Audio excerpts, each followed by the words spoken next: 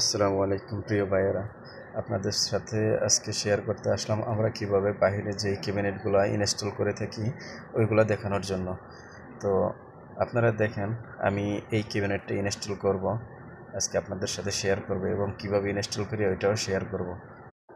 যদিও ভিডিওটা আপনাদের শুরু থেকে দেখাতে পারিনি, এই জন্য আন্তরিকভাবে দুঃখিত। তো আশা করি ইনশাল্লাহ পরবর্তী ভিডিওতে আমি শুরু থেকেই দেখানোর চেষ্টা করব।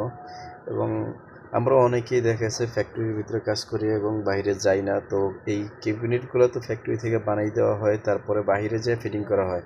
এটা দেখা গেছে যারা ফ্যাক্টরির ভিতরে কাজ করে তারা অনেকেই জানে না যে বাইরে কিভাবে এই ক্যাবিনেটগুলো ফিটিং করা হয় এবং সাইটের পজিশনগুলো কীরকম।